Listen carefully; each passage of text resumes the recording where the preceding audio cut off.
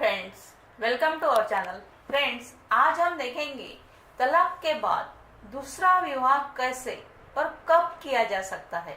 Friends, video अंत तक देखिए, लाइक कमेंट शेयर कीजिए और सब्सक्राइब करना न भूलिए। तो चलिए जानेंगे तलाक के बाद दूसरा विवाह कब और कैसे किया जा सकता है।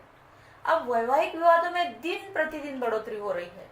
जैसे कि समाज में आए दिन पत्नी और पति के बीच वैवाहिक विवादों को देखा जा सकता है, लेकिन यह विवाद बढ़ते हुए फैमिली कोर्ट के समक्ष तक पहुंचते हैं और वहां मुकदमे के रूप में चलते हैं। अब इनमें तलाक के मुकदमे सर्वाधिक होते हैं। तलाक लेने हेतु हिंदू विवाह अधिनियम 1955 यानी हिंदू मैरिज एक्ट 1955 का कानून लागू होता है और उसी के साथ विशेष विवाह अधिनियम यानी स्पेशल मैरिज एक्ट 1956 का कानून भी लागू होता है। अब हिंदू विवाह अधिनियम दो पक्षकारों यानी एक लड़का और लड़की दोनों हिंदू होने चाहिए। हिंदू होने पर ही हिंदू विवाह अधिनियम लागू होता है और विशेष विवाह अधिनियम दो अलग अलग धर्मों के लोगों द्वारा शादी करने पर लागू होता है। अब जब कभी पति और पत्नी में विवाद होने पर तलाक लेने का मन बनाया जाता है, तब उन्हें कुटुंब न्यायालय यानी फैमिली कोर्ट से डिक्री लेना होती है। अब बड़े जिलों में फैमिली कोर्ट होता है और छोटी जगहों पर जिला न्यायालय ही यानी डिस्ट्रिक्ट कोर्ट ही कुटुंब न्यायालय का काम करता है। अब कुटुंब न्यायालय यानी फैमिली कोर्ट तलाक की डिक्री पारित करता है। तलाक लेने के लिए हिंदू विवाह अधिनियम की धारा 13 यानी हिंदू मैरिज एक्ट का सेक्शन 13 में कुछ आधार दिए गए हैं, कुछ ग्राउंड्स है।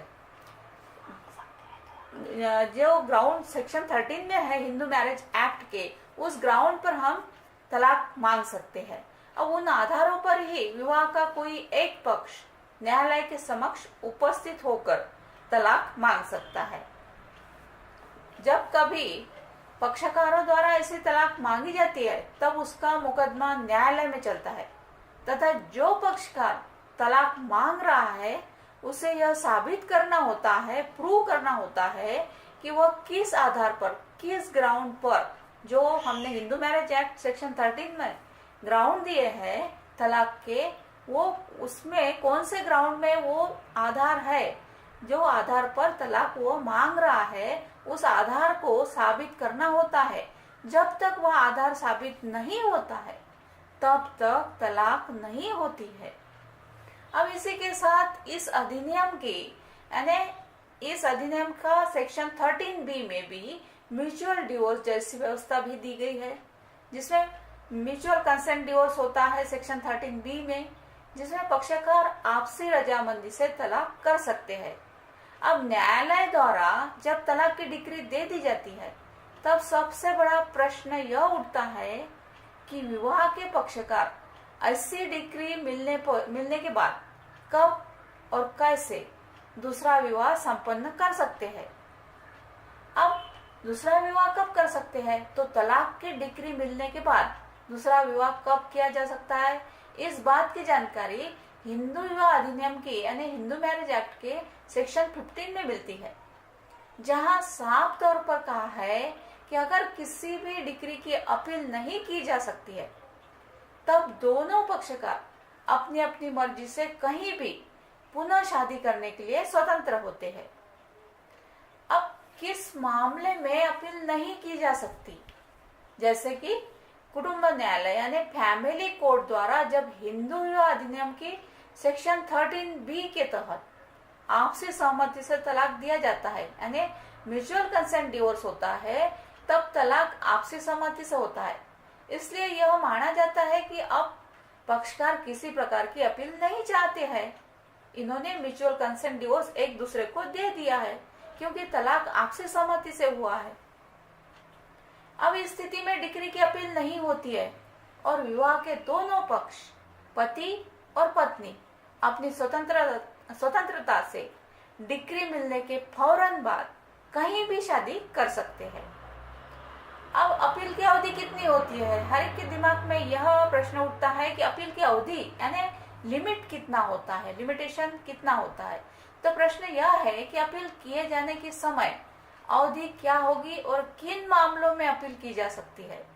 अब कुटुंब न्यायालय के किसी भी आदेश की अपील करने की अवधि यानी फैमिली कोर्ट के किसी भी आदेश की अपील करने की अवधि 90 दिनों की होती है, यानी 90 डेज की होती है।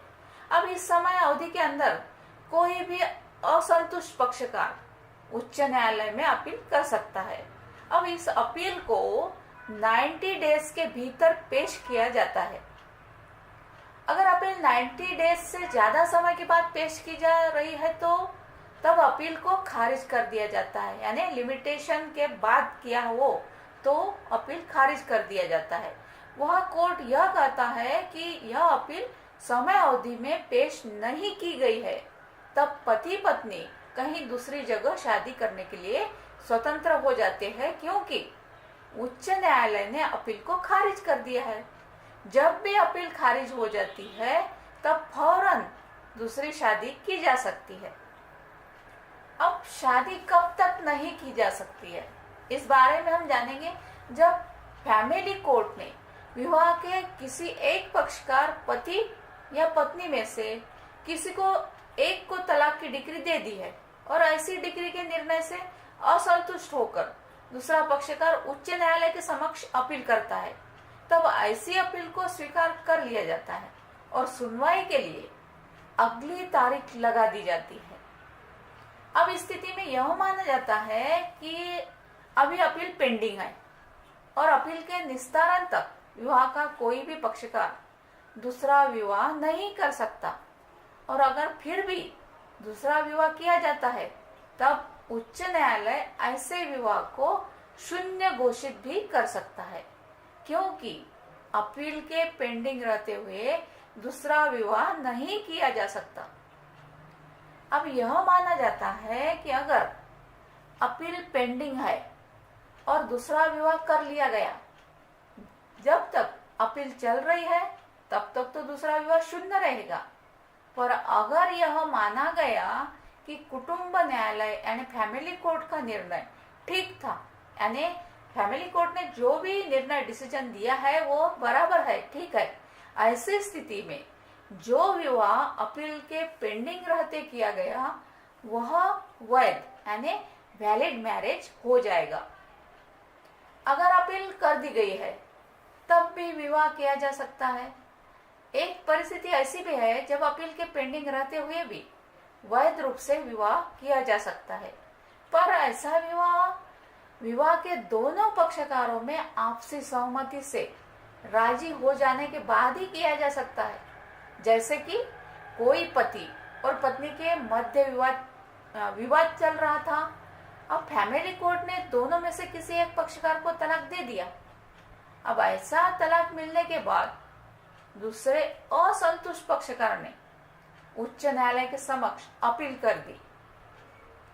अब ऐसे अपील के पेंडिंग रहते तो दूसरी शादी नहीं की जा सकेगी, पर इसी बीच अगर पति और पत्नी के मध्य कोई राजी हो जाए, यानी दोनों में से एक राजी हो जाए, तो दोनों अपने रास्ते अलग अलग कर ले तथा तलाक पर सहमत हो जाए, तब उच्च न्यायालय में एक राजी की अर्जी पेश की जा सकती है और ऐसी अर्जी को पेश करने के फौरन बाद ही दूसरी शादी की जा सकती है। अब यह माननीय सुप्रीम कोर्ट ने अपने एक मामले में स्पष्ट किया है कि अर्जी देने के फौरन बाद दूसरी शादी की जा सकती है, क्योंकि अब यहाँ पर उच्च न्यायालय के पास एक मामले में कोई दूसरा आदेश करने जैसी स्थिति ही नहीं बचती है। अर्थात उच्च न्यायालय को अब केवल एक औपचारिक आदेश देना है, जहां यह लिखना है कि राजीनामा, दो पक्षकारों का जो राजीनामा होता है वो हो जाने से अपील को विड्रॉल किया जा रहा है। इस स्थिति में अपील के पेंडिंग रहते हुए भी दूसरी शादी की जा सकती है।